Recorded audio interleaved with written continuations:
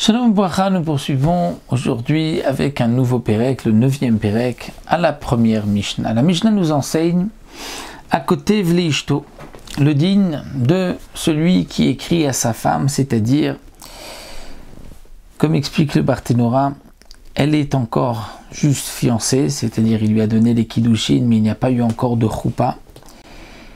Et normalement, lorsqu'elle va se marier avec lui et qu'elle va apporter des biens, ce qu'on appelle les nirse milog, qu'elle apportera un terrain avec elle, le mari mangera les fruits de ce terrain.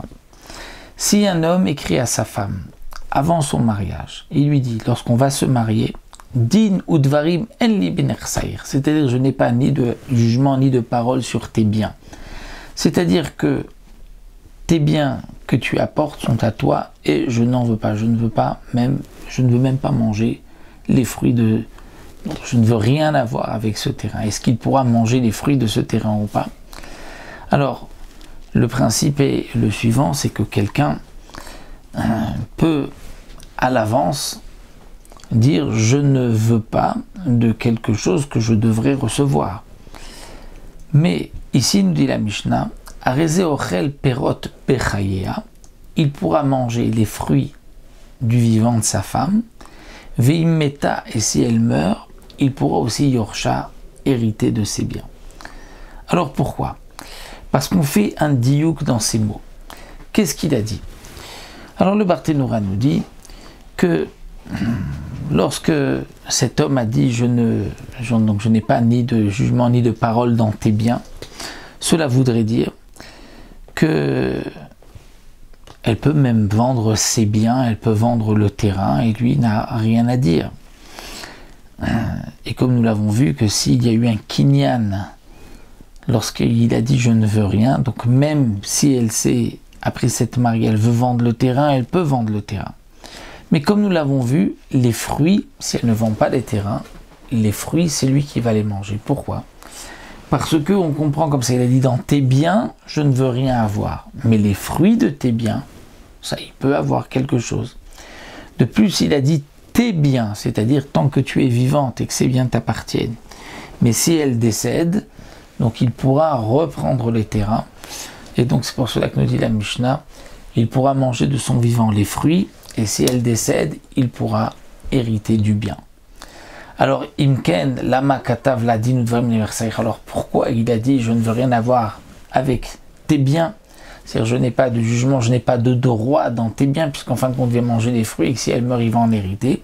C'est comme nous l'avons vu, chez Immachav natna kayam. Si elle a vendu ou donné, il ne peut pas réclamer, puisqu'il lui a dit moi, je n'ai rien sur ce bien. Si elle ne le vend pas, il mange les fruits, mais si elle l'a vendu, il ne peut rien dire. Maintenant, Katavla, il a rajouté, il lui a dit je n'ai rien, pas de jugement, pas de parole, rien à voir avec tes biens et avec leurs fruits. Eh bien, il ne pourra pas manger des fruits même de son vivant. Veimeta, mais si elle décède, la yorsha, il pourra prendre le bien. Pourquoi? Parce qu'il lui a dit benirsaïr, c'est-à-dire tant que ça t'appartient. Si elle décède, ça ne lui appartient plus, il peut tout reprendre. Rabbi Yehuda nous dit L'olam ochel pere perot. En vérité, dit Rabbi Yehuda, il pourra toujours manger les fruits. Il pourra toujours manger les fruits des fruits. C'est ce que nous dit Rabbi Yehuda.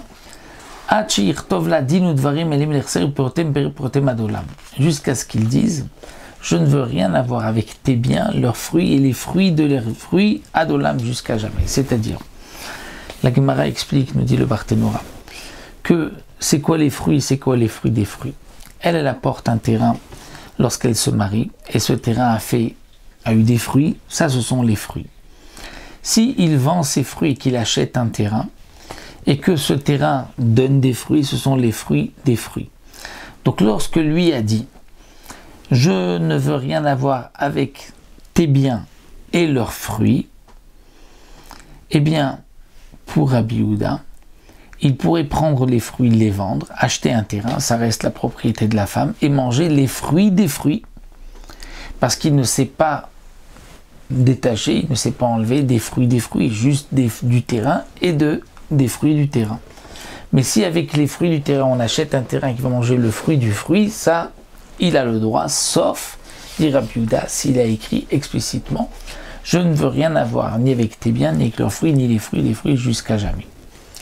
Maintenant, Katavla, il a écrit, Din udvarim, enli benersaich ou bepirotem. Je n'ai rien, donc pas de jugement, pas de parole, ni avec tes biens, ni avec leurs fruits. Bechaïr, ni de ton vivant, ou bemotir, et ni après ta mort. Eh bien là, Enochel Perot Bechaïr, il ne mangera pas les fruits de son vivant, puisqu'il a dit je ne veux rien avoir aussi avec les fruits, donc il s'est retiré, c'est comme s'il n'en veut pas. Vim Meta, et si elle décède, Eno Yorcha, il ne pourra pas hériter, puisqu'il a dit même après ta mort. Rabban Shimon Gamliel Omer, Rabban Shimon dit non. Im Meta Irachena, si elle décède, il va hériter des biens. Pourtant, il a dit je ne veux pas en avoir même après ta mort, il ne peut pas.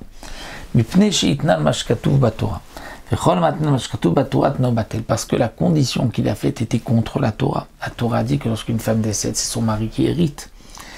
Et donc, si lui vient dire « je ne veux rien avoir même après ta mort », c'est-à-dire il va à l'encontre de la Torah. Pardon.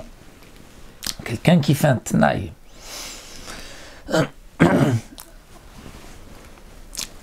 qui va à l'encontre de la Torah, le tnaï sera donc annulé et donc il héritera automatiquement des biens de sa femme.